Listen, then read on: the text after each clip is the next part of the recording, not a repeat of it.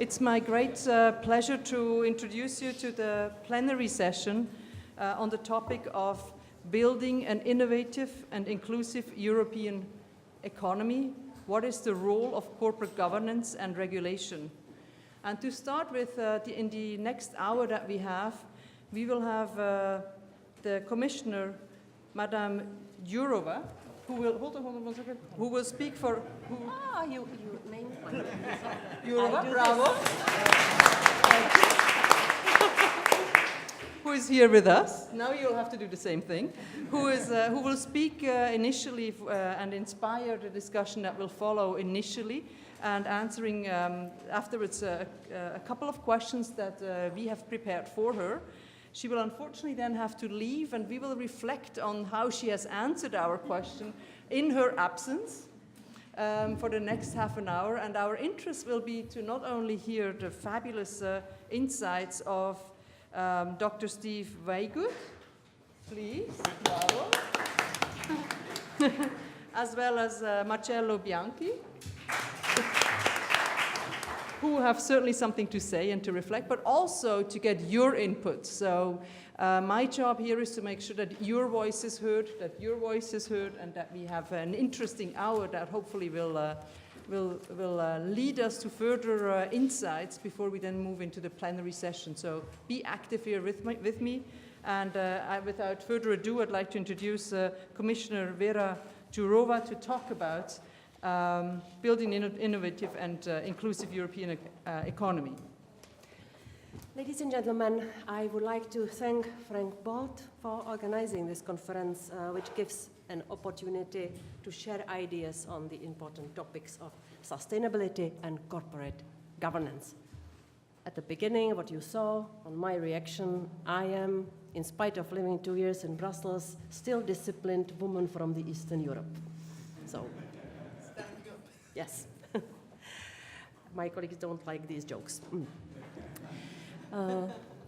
The world is undergoing fundamental challenges, and I'm sure you spoke the whole day about them here.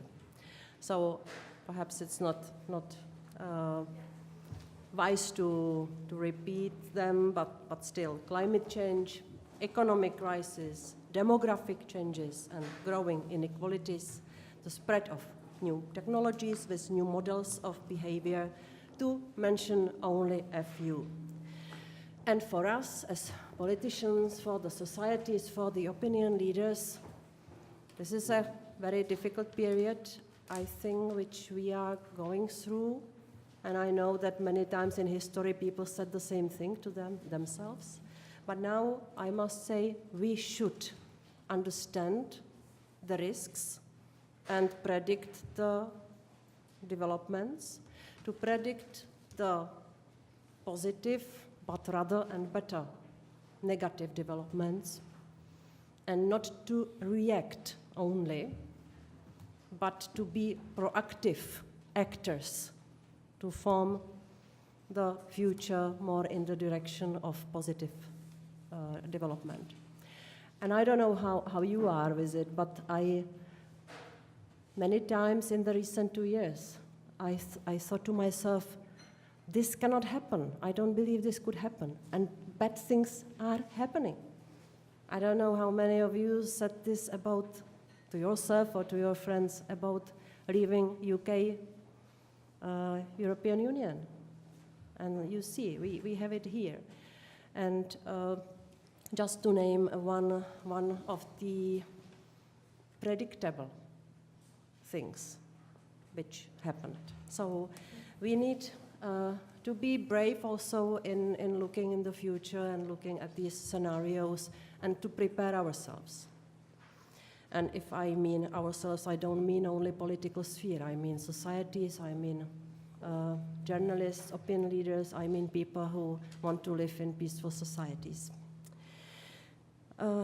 You know that we are now going through the period of digital revolution and continuous innovations.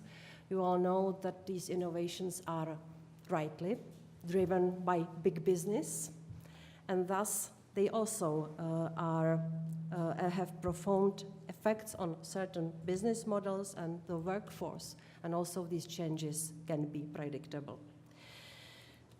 We need to adapt ourselves continuously in terms of training and new types of jobs, for instance, speaking about the labor sphere.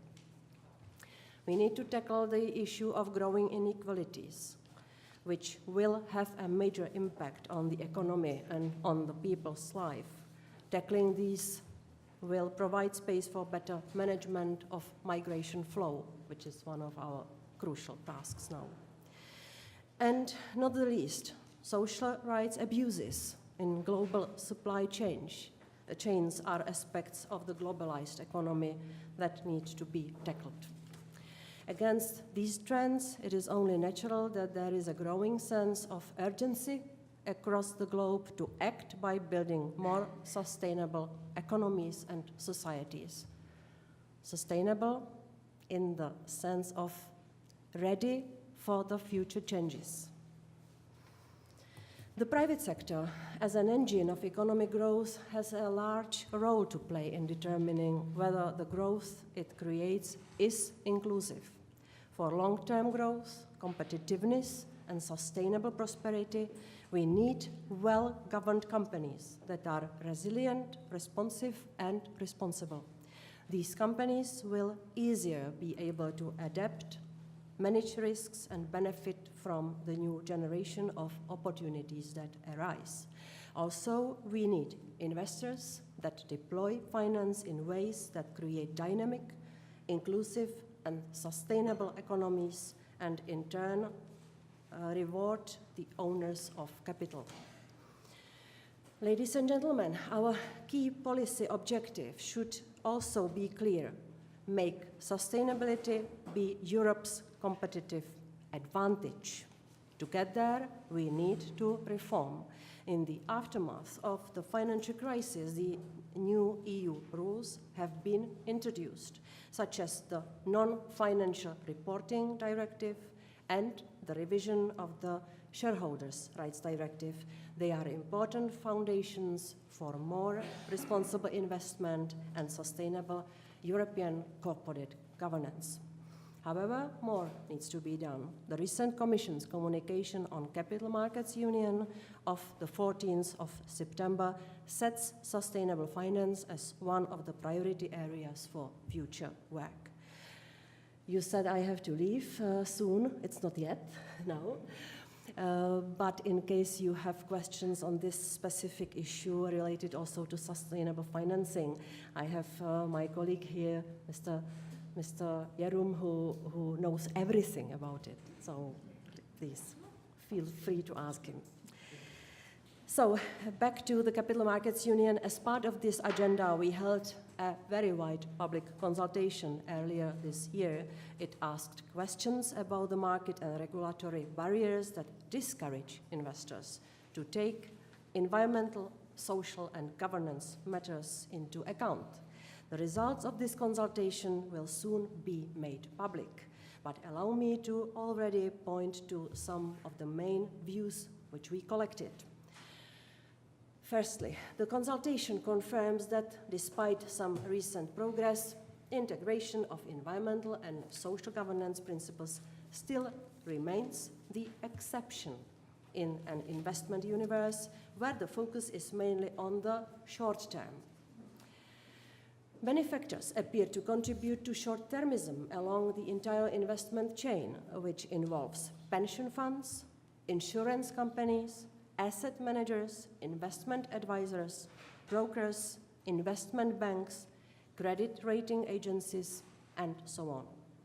Secondly, it appears that the institutional investors need innovative risk models to properly integrate future sustainability risks. Sometimes investors and other players' duties are unclear and can be used as an excuse not to consider long-term matters. Inappropriate transparency and lack of expertise also seems to play a role. Finally, as for the conclusions or the findings from the consultation, contributors also claim that the EU financial regulation does not always fit well enough with the specificities of long-term investment.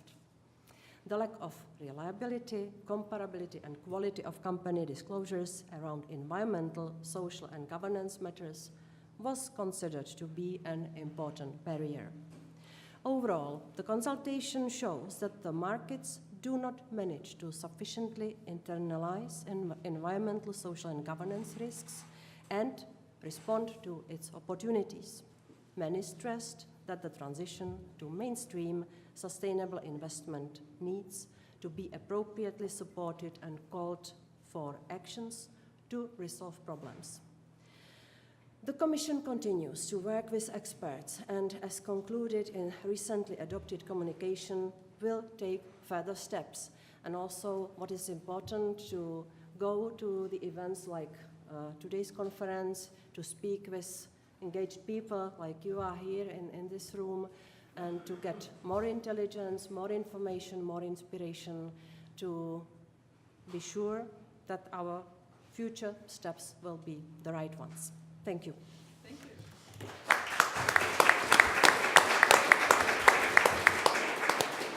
Thank you so much for a very provocative, sobering view, I guess, of the state of affairs. I very much appreciate how well you have presented the concerns. It sounds like your Commission has a very full plate of tasks ahead. Let me jump right in with two questions that our panelists have for you, and I start with the provocating one first, given your speech. So, Steve Waygood is wondering whether in 3 years' time, when the mandate for your Commission is over, what changes would you like to have seen implemented in the area of sustainable finance? And I know you will be running away, and your colleague is going to solve all whatever you're saying here. So, yes, I think that my colleague is better placed for this, because I will tell you a story 1 year old, when I said, hey, we should prepare consumers' codex. Consumers' rights codex, and some of my colleagues, and it was not Jeroen, told me, that's a brilliant idea, Commissioner. Unfortunately, it will not get you over your mandate. And it was last year. So it takes time, but still, so what I indicate that my colleague will be there after I leave.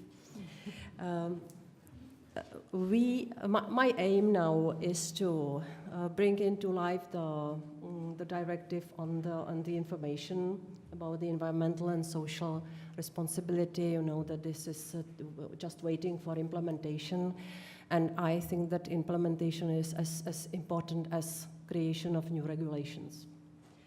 And the second aim is to come to the final adoption of the Shareholders' Rights Directive, where this is one of the reactions on the financial crisis. This is still the pending proposal, which has been blocked in the European Parliament. I will be more precise. It was taken hostage by some of the members of the Parliament because they wanted to use this directive also for the so-called country-by-country reporting on tax transparency. And I don't like this work on legislation. Once we have something on shareholders' rights and better informing the shareholders and better governance, we should not mix it up with tax transparency. We should be clear and readable and predictable by people. So that's why I did not agree with this, and I hope that now when the Commission came with the full package of tax proposals or proposals which are to improve tax transparency, we will manage to release this Shareholders' Rights Directive for final adoption. I hope so. It should happen, hopefully, not later than next year. Then the third thing which I plan is to propose next month, and this is the proposal of the, we call it Insolvency Directive. It is the the directive which should push the member states to do more in the pre-insolvency moment when the company becomes, when the company enters into some financial problems. It is a horrible wasting of energy and time and hopes and whatever to send the company directly to liquidation. We need to give viable businesses and honest entrepreneurs the chance to keep on the market and to continue. That's why we push on better, more efforts in restructuralization and reformation of the companies. And I have very good reactions from the member states. They all say that we have to solve the problem when we see that every day 600 companies fall down. They go bankrupt every day in Europe, 600. And you know, the mentality in Europe, we are stigmatizing the failure. Those people who fall down, they never get back because they have this stigma. While, look at the United States, they celebrate the failure. The entrepreneur falls down and he says, thank God I have this lesson, next time it'll be better.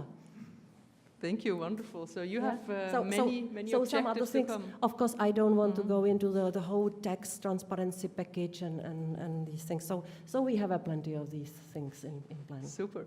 Thank you so much. We will have much food to reflect on this, and I'm sure Steve is going to come back with some interesting things. One more question before you have to run out, and that comes from Marcello Bianchi. He is wondering how you see the risk of introducing new regulatory requirements like those envisaged in the proposed revision of the Shareholder Rights Directive on the engagement policy of institutional investors and asset managers. To what degree do you think these could create a so-called standardized compliance culture and reduce the dynamism of private sector initiatives? If I may answer partly, I spoke about shareholders' rights. I find this important piece of legislation for sustainable entrepreneuring and sustainable investments and the end of short-termism and all those things which I spoke about. If I may answer in a little bit more general way and also to go a little bit farther from the question, and you know that the politicians like to do this, to be answered ask something and answer something else. But on this, whether it is a risk or not, every day we have on our tables and in our heads the Hamlet's question, to regulate or not to regulate. And regarding business sphere, I am very careful and I am very, very much waiting whether we are to pull our nose into the business world. Because I used to have my own company and I had my own experience of the burdens which there were for me to fulfill so many conditions and so many requirements, and those times I asked myself, how can the public sector, how can the legislators punish me like this? I am the taxpayer, I am feeding them, they are not feeding me. So we all know this situation. And here we must test with every new proposal the necessity and proportionality. And that's why we consult so much now, also with the business sphere, where the companies, the associations have the opportunity to tell us, this is too much. This will decrease our ability to develop, this will decrease our possibility to keep employees and so on. But this, when we do not regulate, in many cases we have to rely on the social and environmental responsibility of the businesses. And if I may give you 3 examples, and this is where I will get out of your question. And you just need to be brief. Yes. But I am sure they will like it, because Well, we've got, yeah. this is too theoretical what I have said by now. From a little bit different sphere, we have an incredibly difficult situation now in worsening atmosphere in society.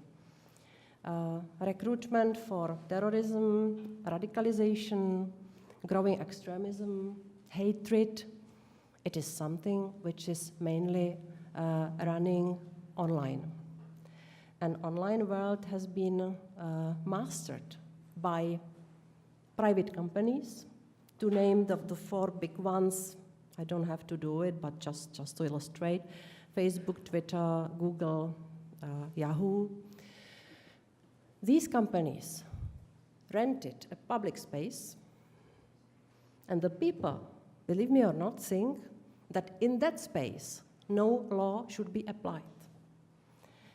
And when we see the growing intensity of verbal attacks, which have the potential to grow into the real-life violence, we needed to act.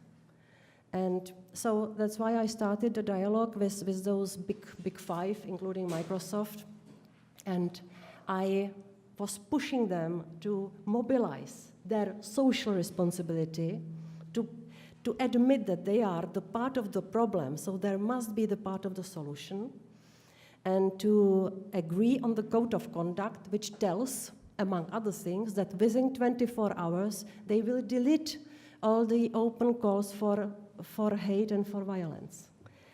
And they themselves told me, we are very nervous about what's happening. We know we have to act.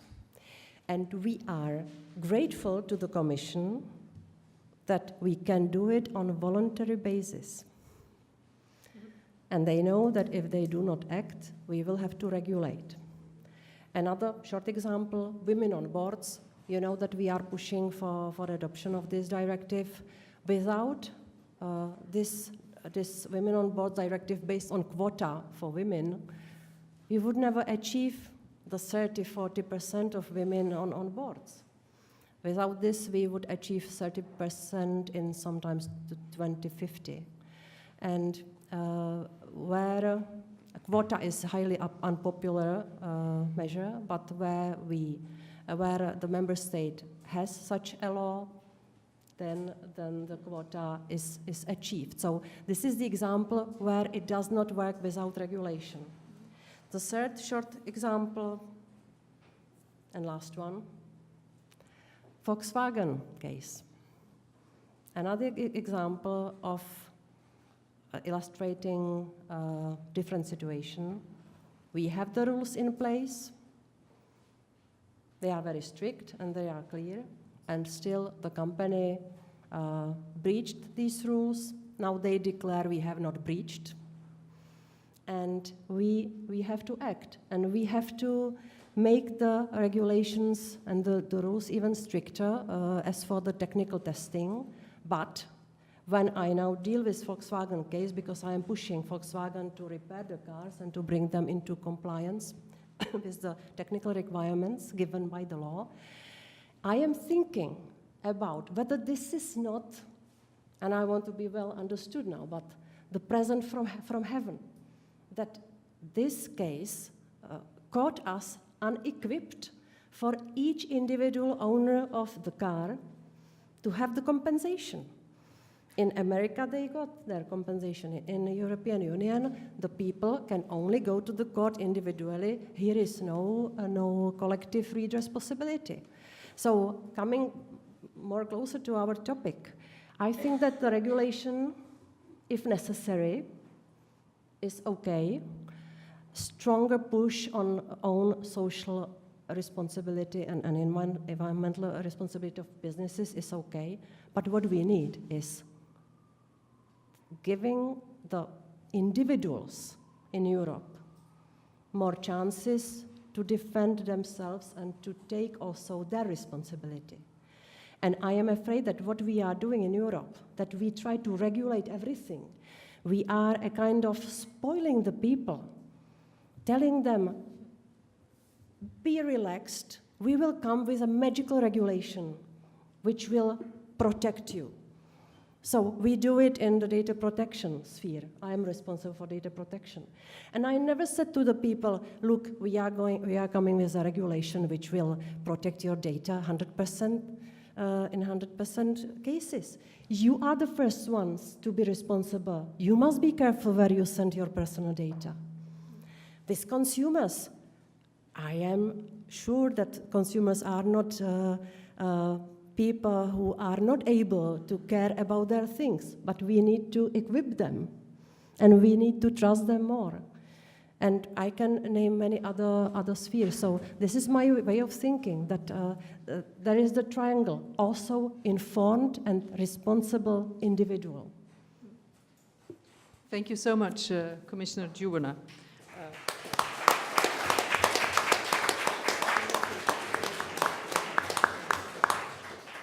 Wonderful. I'm sure that somebody has a gift for you and will accompany you out. I'm sure.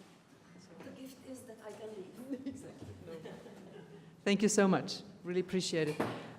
Thank you so much for having provided us with these three very relevant examples where you showed differences between voluntary initiatives that you have engaged in. On the other hand, where you've proven to what degree a quota is essential to embed some things.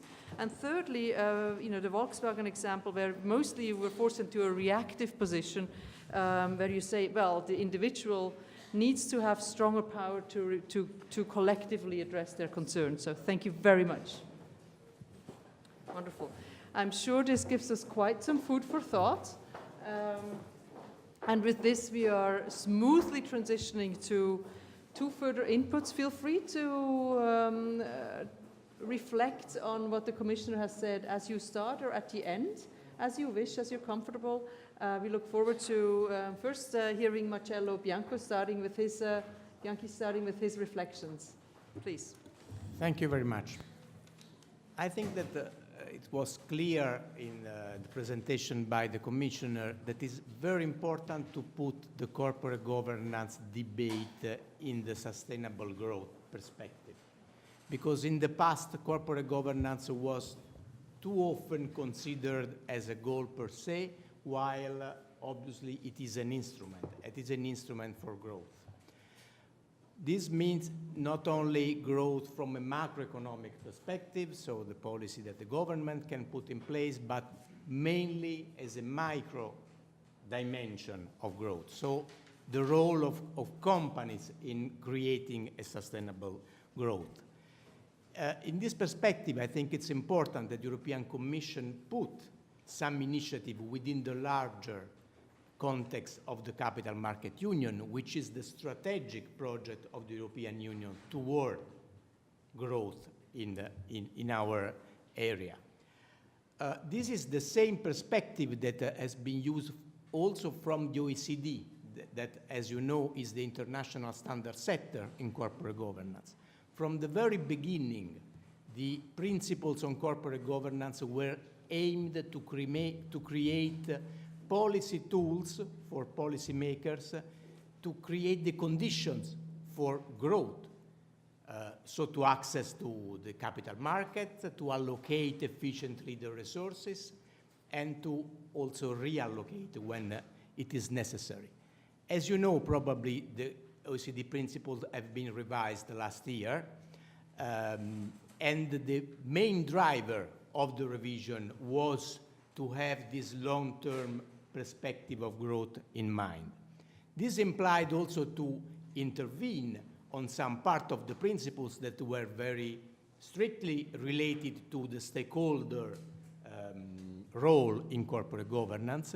As you probably know, there is a specific chapter in the OECD principles devoted to the role of stakeholder in corporate governance, and this was quite new when it was introduced in 1998, because in the debate on corporate governance, maybe Tony Blair, as John Kay said today, introduced the concept of stakeholder role, but it was a news for the debate. And the language that was introduced in 1998 is still there. I think it's a very wise one, because mainly it says that the corporate governance framework should encourage active cooperation between corporation and stakeholders in creating wealth, jobs, and the sustainability of financially sound enterprises. This part of the principles has been smoothly revised last year, introducing some specific references to some international other standards which are relevant for the role of stakeholders, and with some specific reference to a very important instrument for corporate governance concerning stakeholder, which is the whistleblowing system, which can play a very relevant role to avoid scandals, frauds, or misbehavior. But more importantly, the revision of the principles focused on some key issue in corporate governance which can play a strategic role in the growth perspective. Let me mention, there are only 4 focuses. The first one. Can I quickly interrupt? And the only reason is we have people watching the live stream and the sound cable has been pulled out. So can we just check that the sound cable is back in the live stream? Thank you. The first one is to increase the confidence in the implementation of rules concerning corporate governance, because we have a number of strong rules, but the financial crisis revealed that the problems was in weak implementation. So stronger emphasis on supervision and enforcement, effective governance and accountability of the regulators is a key issue. Another point is the key problem of corporate governance, conflict of interest. Conflict of interest mainly between controlling shareholders and minority shareholders, but conflict of interest that can affect all the stakeholders. And on this issue, there are some important new provisions within the principles. The third one is and I would say the most important, is increase the accountability of the board. And this is the most relevant in the perspective also of sustainability, because there is clear language now in the principles that a key role and a key responsibility of the board is risk management as a key part of company strategy. And this, I think, it's the right way to address the sustainability within the board decision, to take into consideration the risks that are linked to all the external effect and consequences of companies. And I think that also the European Commission should focus on those issues, because those are relevant for creating an ecosystem which allows corporate governance to play a positive role for sustainability. And I think that in the Capital Market Union project, also a reconsideration of some regulation which are already on the table, which are already adopted, can be done in this perspective. Let me mention the Transparency Directive, the Market Abuse Directive, the Takeover Directive, where there are, in my view, some elements that could be reconsidered in order to create a system more oriented toward growth. Thank you. Thank you so much. And you can start preparing your questions, because we're going to shortly turn to them. But before, I'm going to hand the word over to Steve Waygood. Thank you, Katrin. Thank you very much indeed. I'd like to also thank Frank Bold for the invitation to be here. It's a pleasure to hear Commissioner Jourová's speech and the work that's been building, I know, for a number of years in this area. And Haroon Hoyer, who's here today, a huge credit to you for what you've achieved over the last 4 or 5 years, focusing as you have. Now, I'd like to start with my comments on the Commissioner's speech and then broaden it out to the broader sustainable finance strategy that was started to be touched upon by the Commissioner towards the end. But, Katrin, you asked me to be a little bit edgy. So it's unfortunate because I completely agree with Marcello. Absolutely everything that he said was something that I would agree with. So I'm going to be edgy in a slightly different way. it was slightly odd sitting here having my question read out for me. It's a bit weird. So it made me wonder, why did that happen? And it's possibly because it reduced the chance that I might change it to a slightly harder question. And in which case, that's ironically bad governance, but good regulation. So I just wanted to kind of bring it back to the context of this discussion. So with that edge in mind, what I want to do is commend the Commissioner for the focus on, obviously, climate change and human rights. They're huge topics, and we've done a lot of work on them. And I work on the Financial Stability Board Task Force in climate-related financial disclosure, and I can absolutely assure every one of you that corporate governance and how it relates to climate risks and what the role of the board is in governing them better will absolutely be in the document that will be disclosed later this year for consultation and finalised. So how, exactly as Marcello was saying, how corporate governance relates to sustainability issues like climate change, profoundly important that we get the guiding mind of the board thinking about these things. I was also very pleased to hear that investors are in focus around how we deploy finance, creating a dynamic, inclusive and sustainable economy. And the thing that I'd like to highlight most as a positive element, and I'll come on to a few challenges in a second, but was the inclusion of every step of the investment chain. It's unusual, very unusual in the policy space to hear a sophisticated conversation that draws a distinction between asset managers and asset owners, understands the difference between them and investment consultants or investment advisors, as she said, and also recognize stock exchanges, investment banks and brokers. And each one of them, and there were more mentioned like credit rating agencies, each one of them has a different role to play in the investment supply chain. Each one of them relates to governance and sustainability differently. So it's excellent that at the beginning of this conversation about what a sustainable finance strategy needs to look like, we have that sophisticated understanding. I was also pleased to hear mention of the integration of environmental, social and governance issues now being, not necessarily pervasive within the industry, but there's been greater uptake. So where were the challenges? So we heard about investor duties. So obviously in many jurisdictions across Europe, that's a fiduciary duty. So one of the questions I know has come up before today is DG Envy's work on fiduciary duty, which I think was facilitated by KPMG, if I'm right. And it's good work, but where does it go? What is the policy response within the Commission, within the Union, to the work that was proposed that said that integrating ESG is entirely consistent with fiduciary duties? And I know there's some work that France has supported within the OECD, and that's excellent, but that's taking time, and that's not the EU showing leadership, and that's certainly not, that wasn't the logical extension of DG Envy's work. So that was one question. What are we doing here in Europe on fiduciary duty?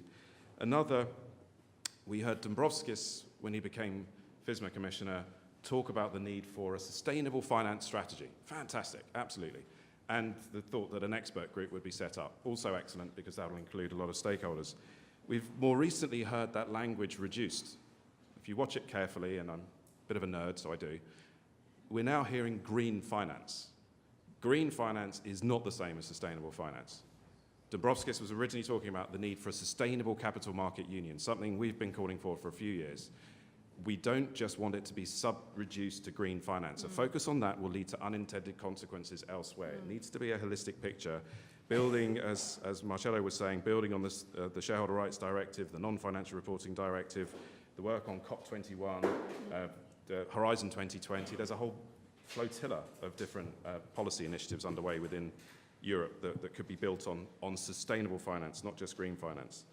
Now, I was in New York last week, where the outgoing president of the General Assembly, Morgan Lichthoff, had convened a meeting to talk about the Brookings Institute's work with an expert group, which I was on, which talks about what the UN can do to promote sustainable finance.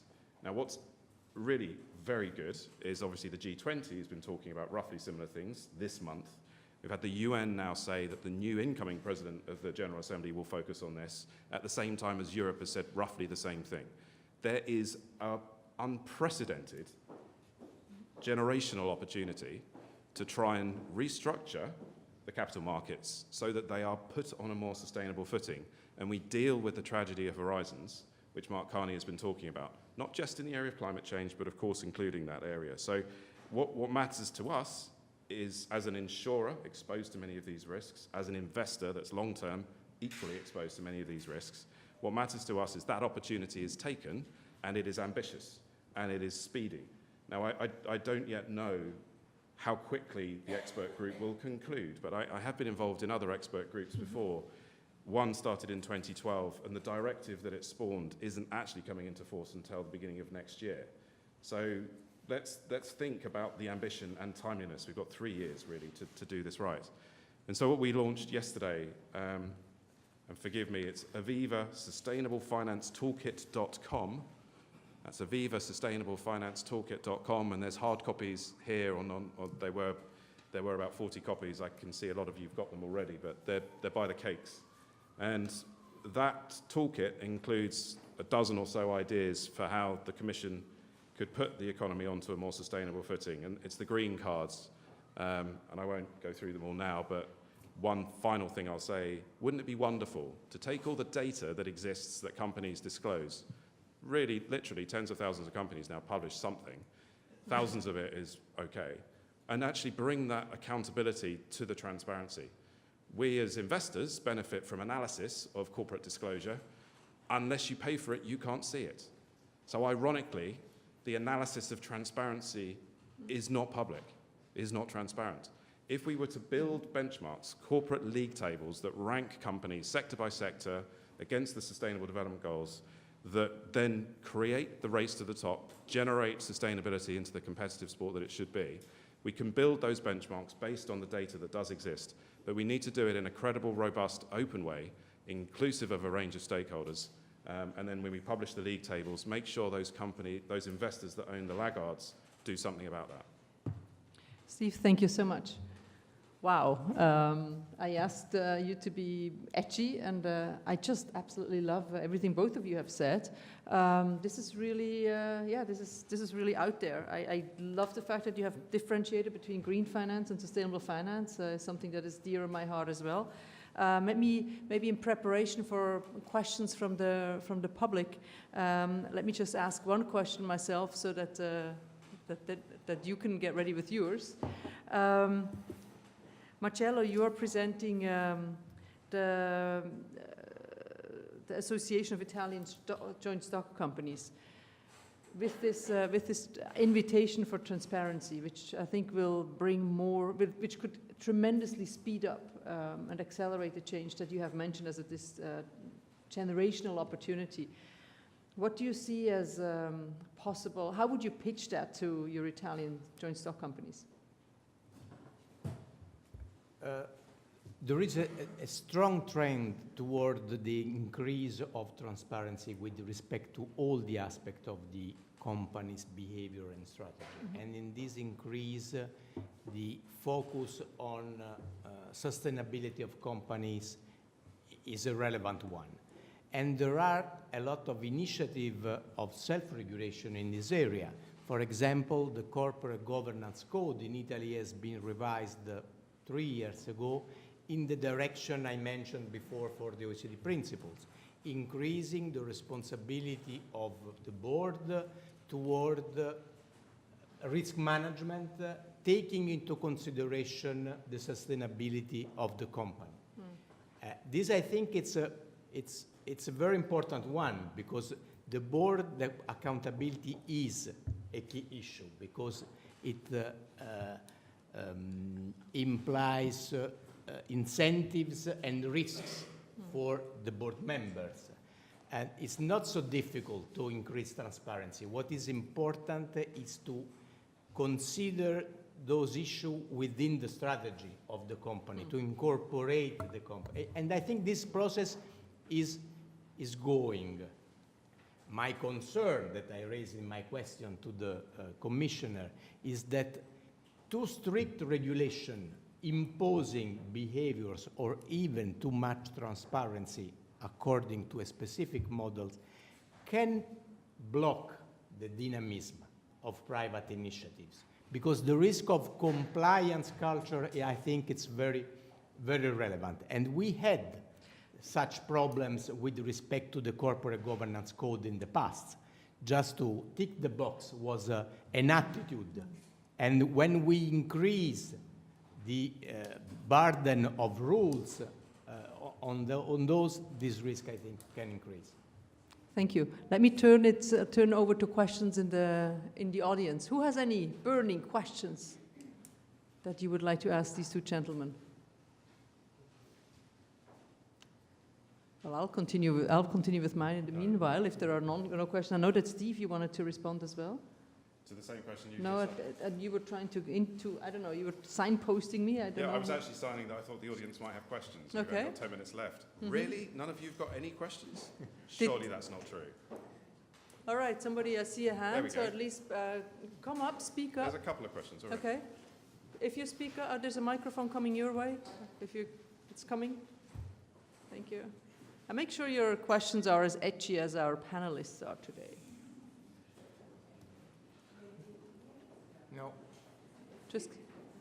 No, it doesn't work. Why don't you shout it up? Just speak loud for a moment. For the online audience. Still doesn't work. Anyway, so it's not edgy question, just quite short. I was interested in the proposal you to do a ranking of companies and to help investors to be able to decide where to go.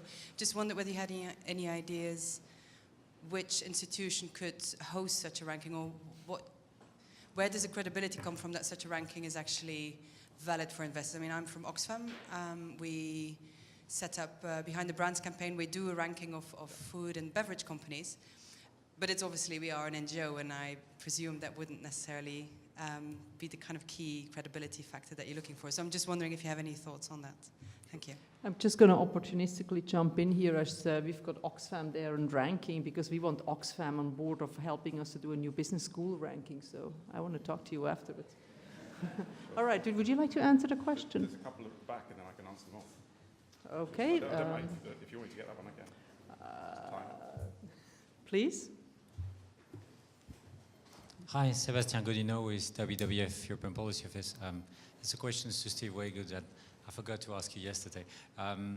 You mentioned that a lot of the analysis on ESG data for companies is behind the paywall, which I fully agree with, and that's a big concern that there's already an enormous amount of data and analysis which are available, but only if companies or people who can afford the price, which massively limits it, especially for civil society organizations, which usually don't have the budget to access them. So the question is, how is it feasible to make this information publicly available? Is it feasible to have a kind of one-stop shop where the information is gathered and made public on the basis that this is, this access to information is a public good?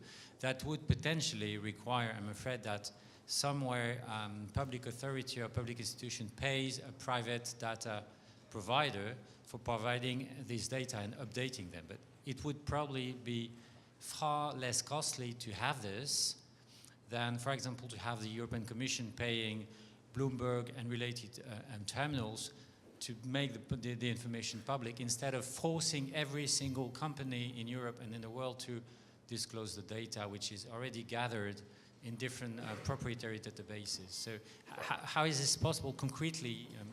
Because there are lots of databases existing, but just not publicly available. Yeah, thank you, we got it. I saw a last question.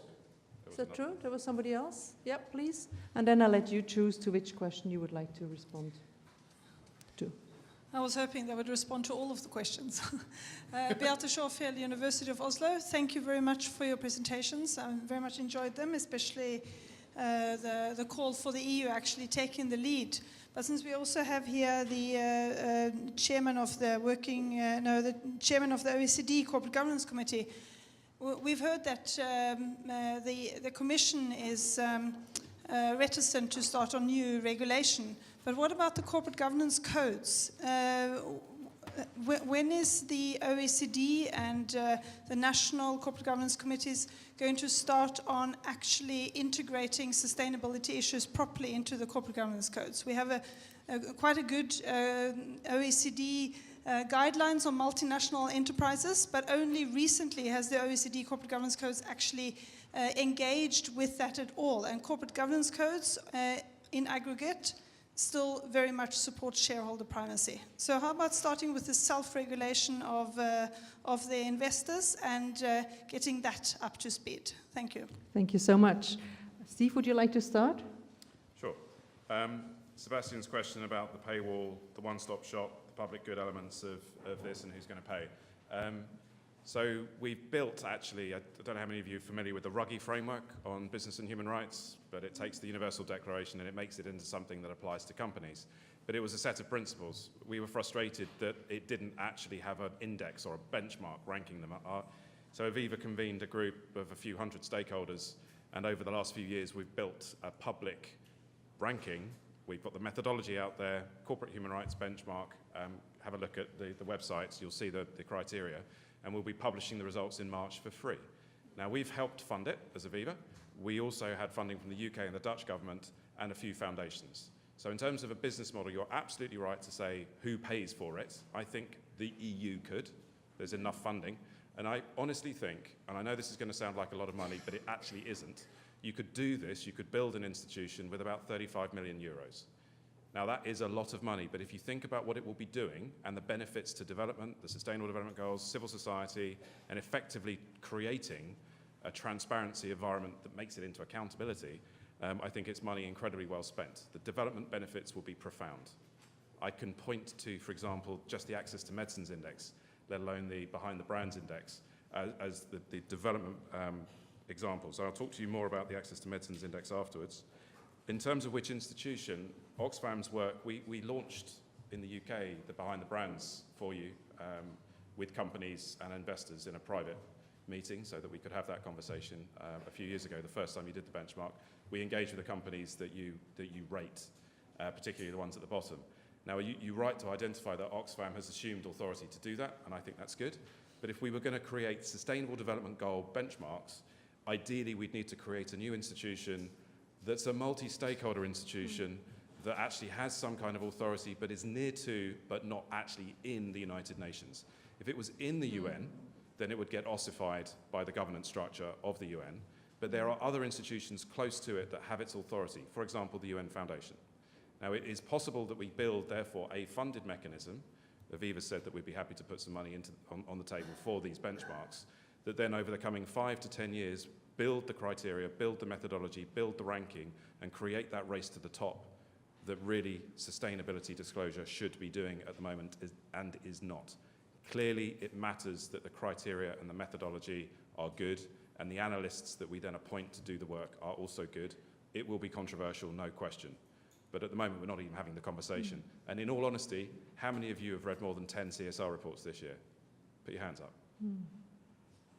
Okay, 3, 4. Thank you. And this is the room that it's for. Yeah, super, thank you. Marcello, yeah. Just a word about ranking. Usually, I don't like very much ranking because ranking suppose a unique model to assess the quality of something. And I like diversity. And also, I think that with respect to those issues, it's difficult to find the best way to address them. A part of that, this is a general concern about the ranking, in particular when qualitative issues are involved.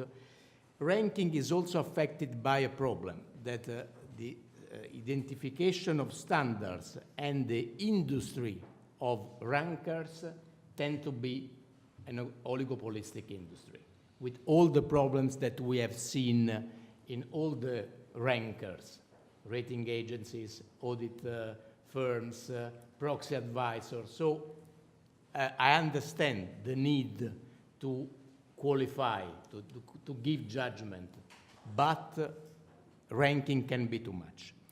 Concerning the role of corporate governance codes, they are very important in Europe because this is a specific feature of the European policy making in Europe. The OECD recognized corporate governance as part of policy making in the area of corporate governance. They are evolving.